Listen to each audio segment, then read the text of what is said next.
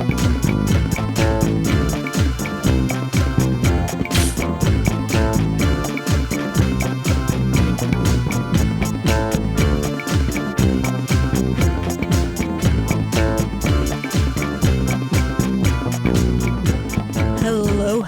and welcome to HHH, the podcast where we talk about those horrible humans in history. I am your host, Angela Pearson, and welcome to those of you who have never listened to an episode before. Welcome. I hope you enjoy. Those of you who have heard some episodes, thank you for coming back. I hope you're enjoying all of these fun stories. And be sure that you're liking and subscribing. And if you really like these episodes, please be sure you're sharing this with your friends. It just kind of helps support me in knowing that people are actually enjoying what I'm doing.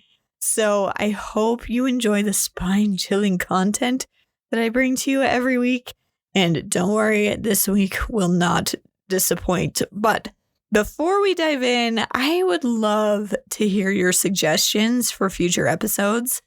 If there is someone whose dark legacy you want me to uncover and share, please drop me a message on Instagram or Facebook, or even comment on these episodes because I am always looking for new ideas.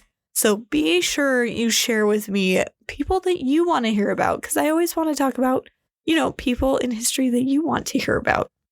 So today we are talking about someone who I personally think is one of the most sick and twisted people we have talked about so far. And I'm actually really excited to get this episode over with because this guy thoroughly creeps me out.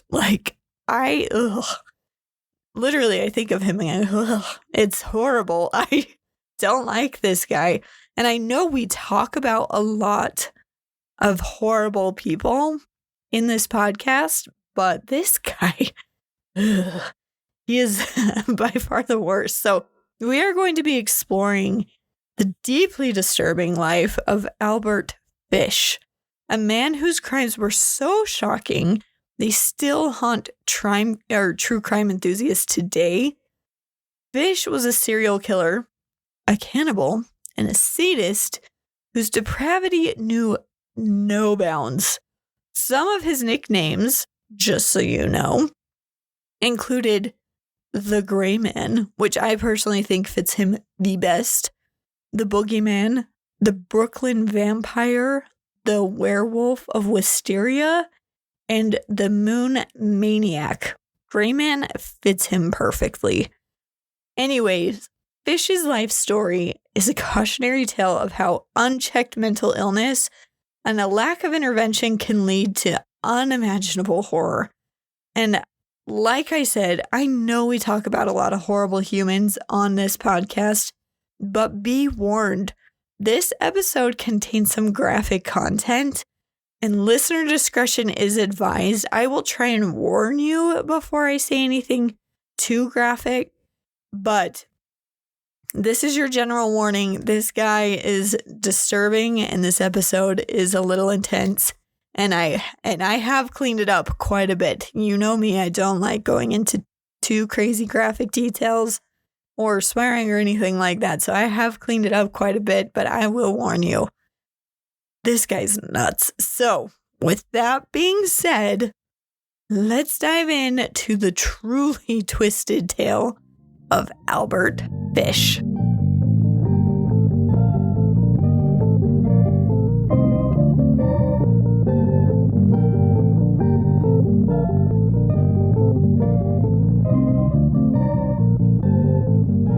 Albert Fish. He was actually born Hamilton Howard Fish. Here we go again with another killer that changes their name. So, born Hamilton Howard Fish on May 19th, 1870 in Washington, D.C. He was the youngest of 4 children in a family plagued by mental illness and instability. Fish's family had a history of mental illness, so much so that his uncle was diagnosed with mania. One of his brothers was confined to an in-state mental hospital. paternal half-brother suffered from schizophrenia, and his sister Annie was diagnosed with a, quote, mental affliction. And then there were 3 other relatives that were diagnosed with mental illness, and his mother had aural and or visual hallucinations. So auditory, like she would hear things and she would see things. So it's just a great background for him, let me tell you. Starts out with all of that family history because a lot of that is genetic. So anyways, his father, Randall Fish, was 75 years old at the time of Albert's death. Or not death. I'm getting ahead of myself. Albert's birth. So Randall Fish was 75, an age gap that contributed to an unusual family dynamic since his mother, Ellen Fish, was only 38 years old at the time of Albert's birth. And his dad worked as a fertilizer manufacturer. And his father actually died of a heart attack when Albert was just 5 years old. And his mother, Ellen, would struggle severely to support the family after her husband, Randall, died. And she struggled so much so that she immediately sent Albert to live in St. John's Orphanage in Washington, D.C. And that was like right after his father died. So can you imagine? As a 5-year-old, first you see your father pass away, and then you're immediately sent to go live with a bunch of strangers. And to make it even worse, at this orphanage, he endured brutal beatings and witnessed unspeakable acts of violence. And he was often beaten not only by his caretakers, but he was frequently bullied and beaten by a lot of the other children. And the beatings by the other children would only get worse when they noticed that the beatings, how do I put this, visually made Albert excited? You know, nudge, nudge, if you know what I'm talking about. Yeah, they noticed that he got excited, so the beatings got way worse. And it was in this harsh environment that Albert actually began to associate pain with pleasure because, you know, he would stand at salute anytime he was beaten. And so he associated being in pain with that sensation. And it wasn't just his own pain that made him excited, but witnessing the pain of others also did that for him. And remember, this kid is super young. He was only at the orphanage between the age of 5 and 9. So, yeah, young age to come to that conclusion. And this connection would haunt him throughout his life, as you will see later. Now, Albert was able to leave the orphanage around the age of 9 because his mother was able to secure a government job. So she was able to provide for her children again, so she took her son back. But his life would stay unstable, and his disturbing behaviors would only get worse. When he was 12 years old, he actually started a relationship with a telegraph boy, and this kid was not a good influence on Albert. This kid actually introduced young Albert to the practice of, now this is really gross, so there's your warning. It's not, I mean, it's disturbing, but it's mostly just really gross. He introduced Albert to the practice of drinking urine and eating poo. So yeah, not a great influence. And this is something he would continue to do for the rest of his life. So great. So he also started visiting the bathhouses in the area where he could actually sit and watch other boys undress. And he got in the habit of responding to women's personal ads in the paper because at this time, we've talked about this before. Remember, we've had a few killers who use this method to lure men to their deaths. They would submit a personal ad requesting marriage in the paper. Sound familiar? It should. If not, you need to listen to more episodes. Anyways. And he would respond to these with obscene messages. He just thought it was hilarious just to respond with such obscene messages. By his teen years, Fish was actively seeking out ways to satisfy his deviant urges. There are many things that he did that I'm not going to tell you about because they're very upsetting. Just know I am protecting you from some of his most deviant behavior. Well, not most, but some pretty deviant behavior. Anyways, this would set the stage for his horrific crimes that he would commit later in life. And he actually developed an obsession with sadomasochism, experimenting with self-harm, and began exploring really dark fantasies. So I'm sure if you could imagine it, he probably did it, but please don't imagine anything. Yeah, it's gross. Anyways, it was around this time that he actually adopted the name Albert. So this is when he actually switches his name, is when he's in his late teens. He mostly did it because he wanted to distance himself from his childhood nickname, which was Ham and Eggs. I am not sure why that was his childhood nickname, but he did not like it. I don't blame him for that. So he decided to go by Albert at this point. So at the age of 20, in 1890, Fish began engaging in increasingly disturbing behaviors. He actually moved to New York City and became a male prostitute. He also began to do very inappropriate things to young boys, specifically if they were under the age of 6. Yeah. And it only gets worse from here. I think his mother actually started to notice kind of these deviant behaviors and noticed that her son was just a little bit off and decided to try and change his trajectory. So she actually arranged a marriage with a woman named Anne Mary Hoffman in 1898. So those two were married in 1898. Anna was 9 years younger than Albert when they were married.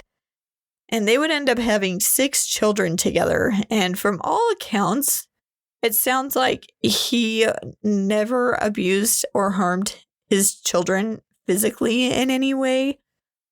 Mentally, well, that might be a different story, but we will get there.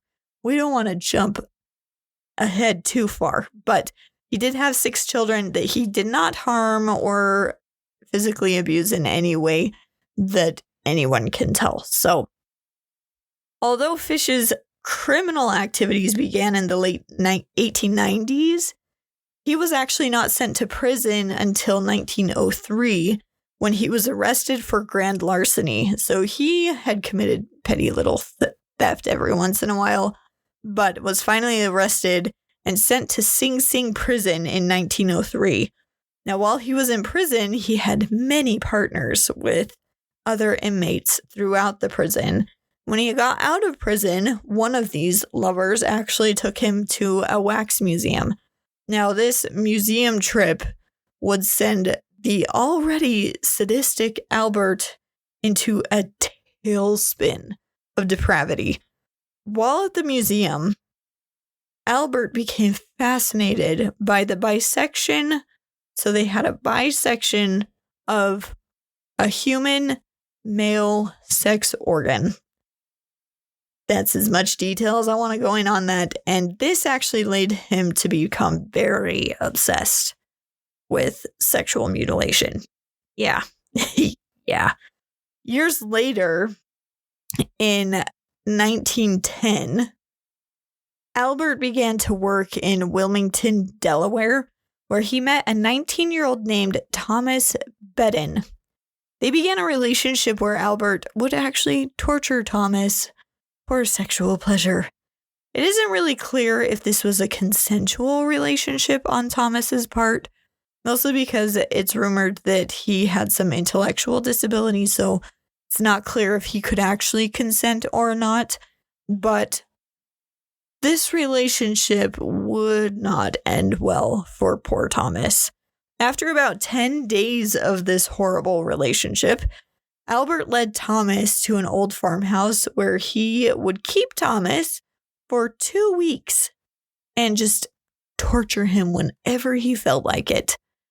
And then Albert actually had planned to kill Thomas and eventually cut him up into little pieces and take him home. This would have been his first murder, but he actually changed his mind. And instead, he decided that instead of killing Thomas, he would just cut off half of Thomas's manhood and keep it as a trophy and then let him go. Albert said of this incident, "I shall never forget his scream or the look he gave me."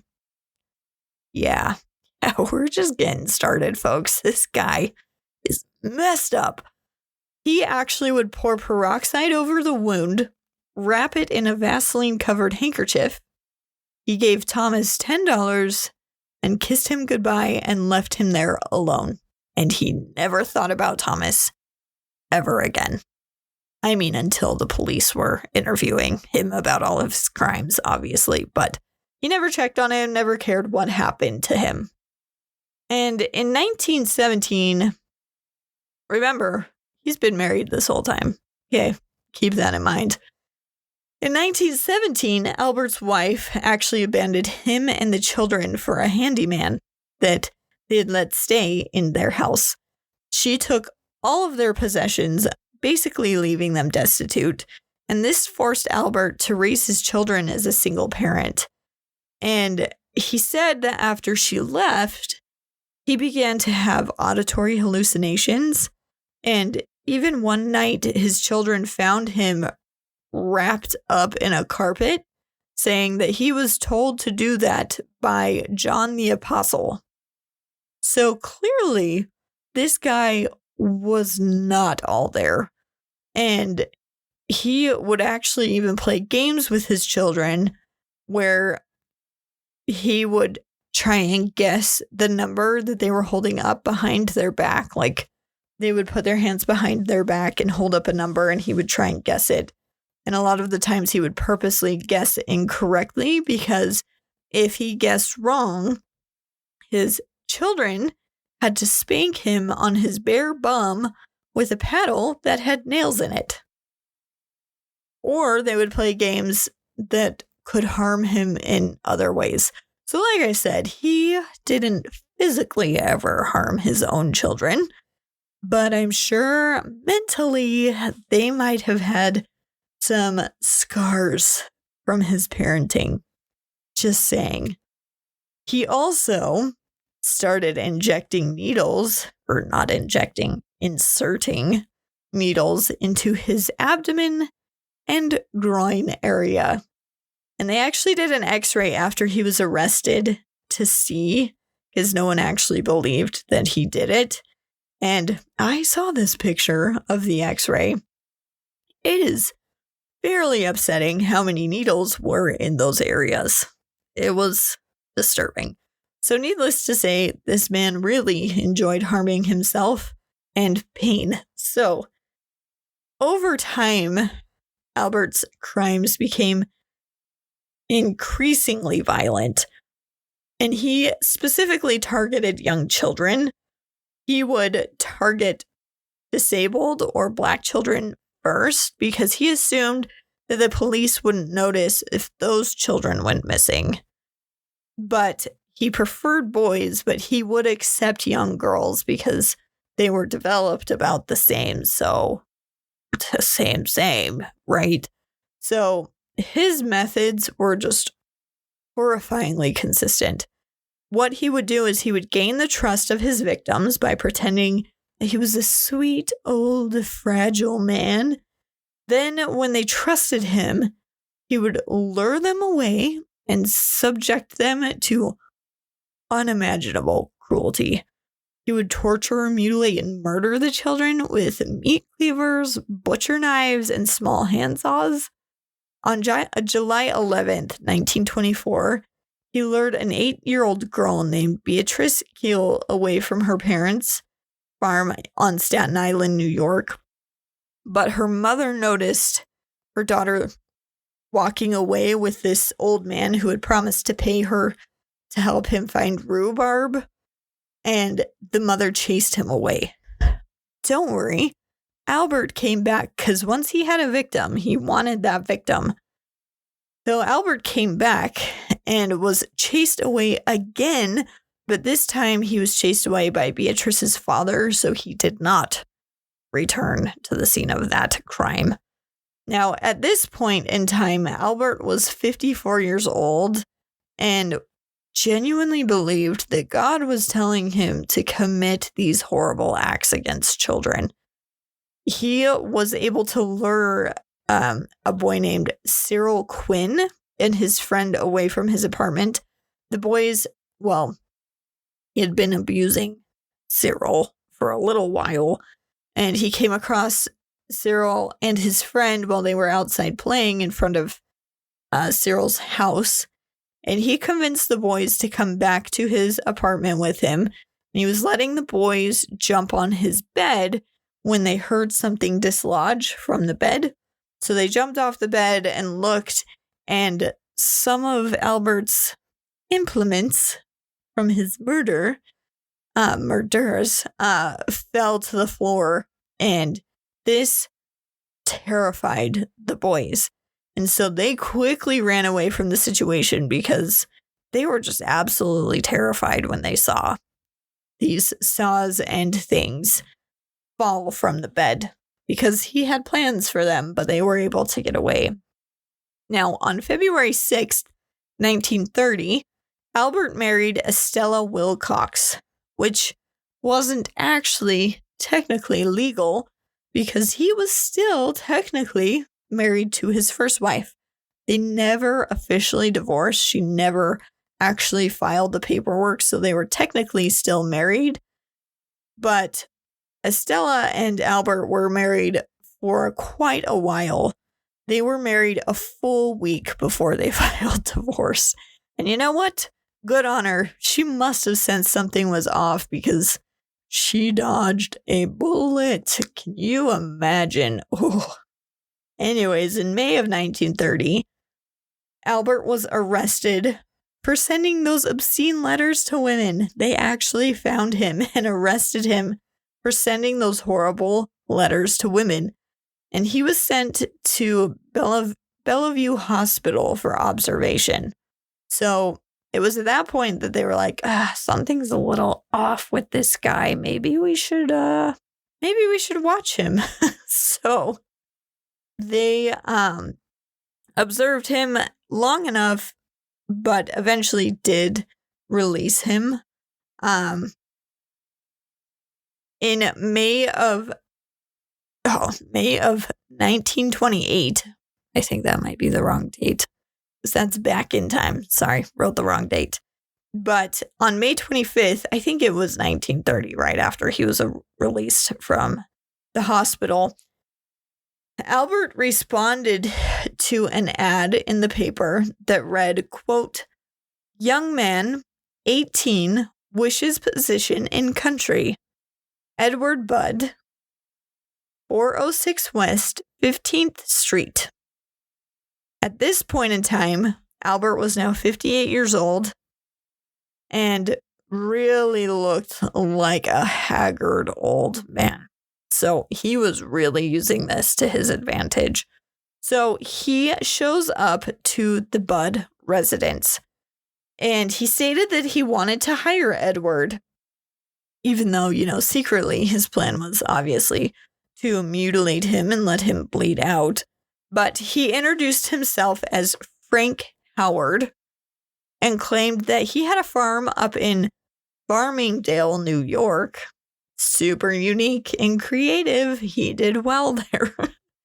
And he promised to hire Edward and Edward's friend and would send word to them in a few days. So he came, introduced himself, and he actually spent some time with the family. And he came across as a sweet old man. They even invited him to stay for lunch. so the parents could get to know him, because this is their 18-year-old son they're about to send with this stranger. So they wanted to get to know him a little better. And he seemed like this sweet old man. And while he was there, he was introduced to Edward's little sister, Grace. She was 10 years old. He called Grace over and had her sit on his lap and pulled out a handful of money and was like, I've heard you're good at counting. Can you show me your counting skills? So she counted out the money and he was like, oh, you're such a good girl. You're so smart for counting so well. Here's a nickel. He gave her some kind of money. And it was just super sweet. And the family was like, oh, okay, he seems like a pretty innocent old man. And so Albert went away. I don't know what he was doing while he was gone, but he left and told the boys that he would be back in a few days to pick them up and take them to the farm. So the family was waiting, and the day that he was supposed to return came and went. But there was no sign of Albert or who he introduced him, Frank Howard. It's what the family thought. Well, he ended up sending them a telegram saying, oh, I'm so sorry that I'm arriving late. Please forgive me, but I will be there soon. And so the mother placed the telegram on the fireplace to, just keep hold of it. Anyways, so Albert eventually arrives, and while he's waiting, while he's talking to the family, he walks over and notices his telegram. He actually picks it up and puts it in his pocket and is like, okay, well, I wrote this, so I'm just going to take it, which the family thought was, slightly odd. Like, why would anyone want to take a telegram that they sent? That makes no sense. But didn't really think much of it at the time. And he actually, in his absence, had decided, you know what? Edward and his friend are pretty mature looking. They look pretty old. They're basically men. And they're pretty strong. They're pretty healthy. They're pretty fit. Ugh. I don't know if I can take them. So he started to really rethink what he was actually going to do. And then he was like, you know what? Grace would be good. I think I'm going to change my target to Grace. So when he came back, he actually asked the parents that, well, basically he said, there's this party. It's like a family party that's happening at this specific address. He gave them the address and said, I would love to take Grace.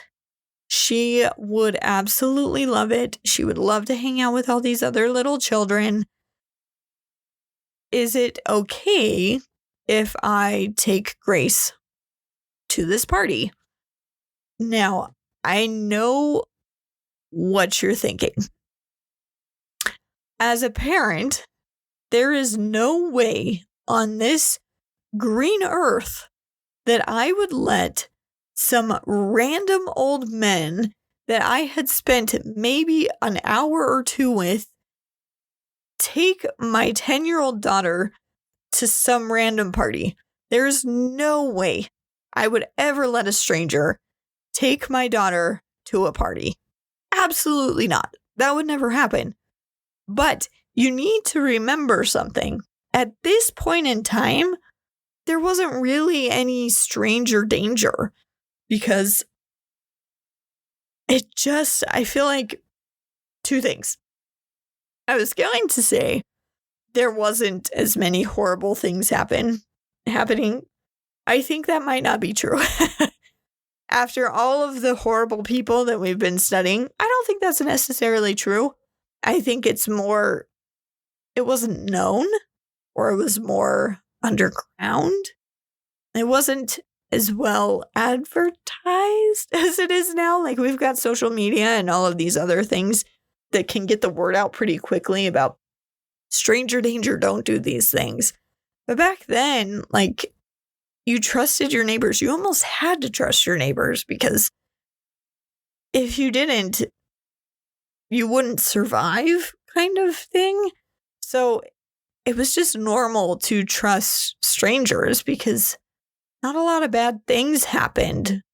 Or they did, and it just wasn't really known at the time because a lot of people were illiterate, couldn't read newspapers. There wasn't TVs at all. Like, phone calls weren't a thing. So I'm wondering if it was more that bad things happened and just nobody knew about it. Anyways, sorry, went off on a tangent. There's my thoughts for the day. But anyways, these people met this frail old man who seemed to really like their daughter.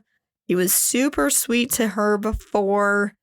And so they obviously were like, okay, yeah, go ahead. Now, I want to go back to the address that he gave them. I couldn't find the specific address, but the street that he gave and the number he gave was actually one more house on the street. So the street he gave them really did exist, but the number of houses, the number that he gave them was one more than what actually existed on the road. But they didn't know that. They knew that the street had existed. They didn't know how many houses were on the street. They didn't know that he gave them one more than actually existed. So he gave them a false address and they had no idea. So they agreed to send their daughter off with this frail old man and watched her walk down the street waving goodbye. And he used that old man status to his advantage fully. And what he did after they left the house is he took her to an abandoned home that he had picked out well ahead of time to be his home for murders. And he actually told her to wait outside for a minute and actually pick the wildflowers that were growing in the yard. So she was out there, having a good old time picking flowers. Well, he went inside and decided to get undressed so blood would not get on his clothes.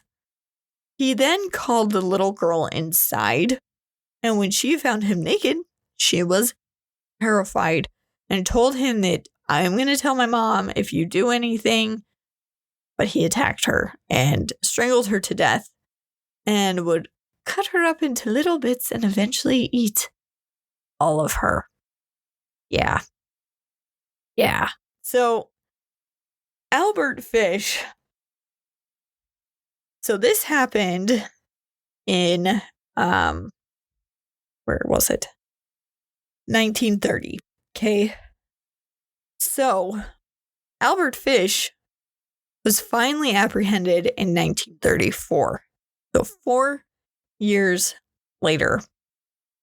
And how did they find him? How was it that they knew that he had killed Grace? Well, let me tell you. In 1934, he decided to send a letter to Grace Budd's family. Yeah, the guy who wrote the obscene letters, he just couldn't resist. Couldn't hold himself back. He sent a letter to Grace's family.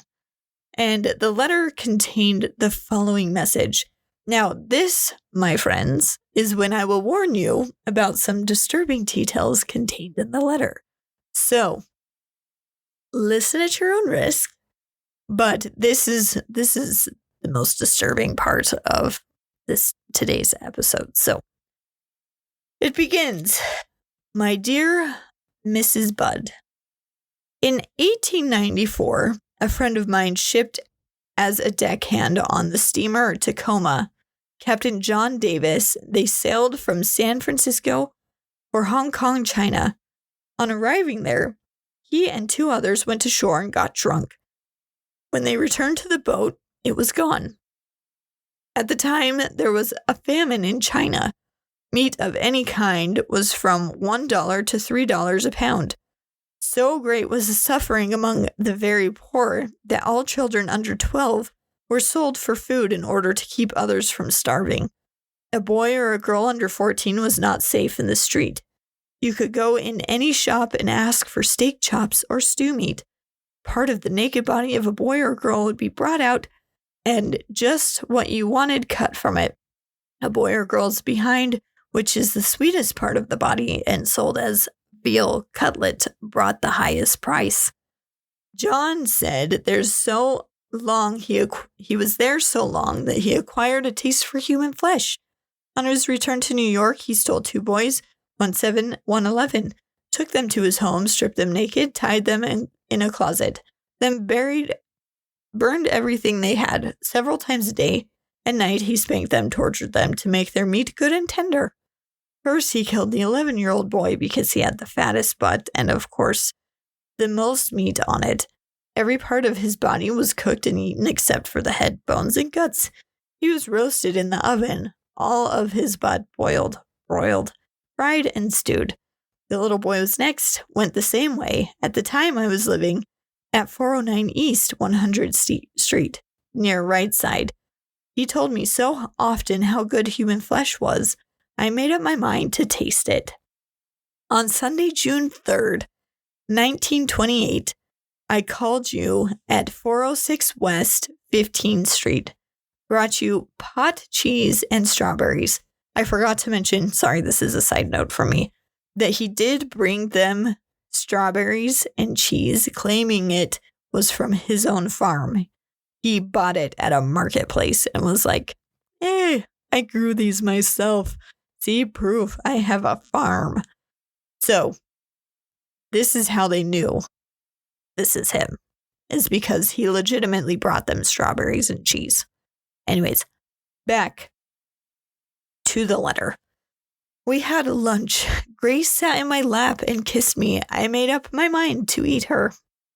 On the pretense of taking her to a party, you said yes, she could go. I took her to an empty house in Winchester I'd already picked out. When we got there, I told her to remain outside. She picked wildflowers. I went upstairs and stripped all my clothes off. I knew if I did not, I would get her blood on them. When all was ready, I went to the window and called for her. Then I hid in a closet until she was in the room. When she saw me all naked, she began to cry and tried to run down the stairs. I grabbed her, and she said she would tell her mama. First, I stripped her naked. And how did she kick, bite, and scratch?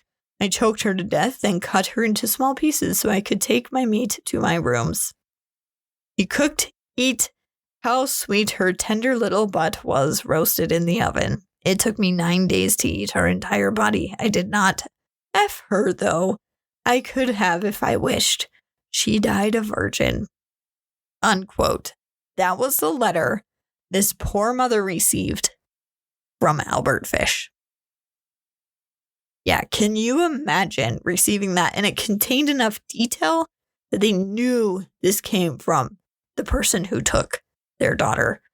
And to have those details about what happened is just horrifying. And although it took some good old detective work, this letter actually had letterhead from a company on it that Albert had actually stolen the paper from, and they remembered him and where he lived, and they were able to track him down to the point where they went to his old apartment, and the landlady said that he was no longer there, but he was waiting for a letter from his brother. So if the police wanted to catch him, they just waited for that letter. When it came, they held on to the letter and let him know when to come and get it. And that is how they caught Albert Fish, because they were able to trace it back because of that letter. Now, his trial began in March of 1935, and I will say, before I get into his trial, that I learned more about the investigation, and it took a while to find him. Like I said, he sent that letter in 1934. She vanished in 1930. So it's been 4 years before they were able to catch him. And I found it interesting because they kept arresting people for the crime because they would do a lineup and the mother would be like, that's him for sure. So they'd arrest the guy and then they'd do more investigating and it turned out it wasn't him. So then they would do another lineup and she'd be like, that's him. I know it's him. And she did that like 5 times. And I feel like as a mother, you would be desperate to find the person that took your daughter. But I also feel like if you're doing that every time they do a lineup, at some point they're not going to be able to trust your memory and they're not going to be able to trust things that you tell them. So it was just interesting to hear about the investigation and how they actually ended up finding him because it took a while and the mom genuinely thought it was at least 5 other different guys. So it was interesting to hear about that. But anyways, back to Albert. His trial began in March of 1935, and Albert's defense team argued that he was insane, which I agree with, pointing to his bizarre behavior and the gruesome nature of his crimes. However, which I agree with this, the jury rejected these claims and found him guilty of first-degree murder. So although he was insane, they wanted him to be punished for his crimes. Albert was sentenced to death and executed in the electric chair at Sing Sing prison on January 16th, 1936. And his last words reportedly were, "I don't even know why I'm here. I beg your finest pardon." What? He was confused, like genuinely confused why he was being put to death. Like he didn't understand why he was there. That shows you how disconnected from reality he truly was. He was genuinely mentally ill and did not get the help that he needed and committed all these crimes because of mental illness. Well, I won't say because of mental illness. He had choice, but that didn't help because he literally ended up in the electric chair saying, "I don't even know why I'm here. Why am I even here?" Which is just crazy. Albert also admitted while he was in jail and being, interviewed by police, he admitted to cannibalism, describing all of the horrific methods and graphic details. He claimed to have murdered at least 3 children, though a lot of investigators suspect that the true number is around 10 or even much higher. So we won't really know true extent of how many people he killed because they aren't sure, but Albert only admitted to killing 3 children. And despite his death, Albert's story continues to shock and horrify. And his crimes are a stark reminder of the capacity for human evil. And I left out a lot of details because you know what? You just don't need to know. It's my job to protect you from the most gruesome parts of these gruesome stories. So you're welcome. But just know this man, I know what I shared with you is pretty horrible, but I tell you what, that's not even the half of it. He is just horrifying. And over the years, myths and exaggerations have emerged about his life, furthering his cemented place in the true crime infamy. However, the reality of his actions, without all of the exaggerations and myths, is more than disturbing enough. We don't need to, exaggerate any of his crimes because they are that horrific. So, because of all of his horrible crimes, the gray man, Albert Fish, is our horrible human in history for the day. So thank you so much for joining me for this chilling episode.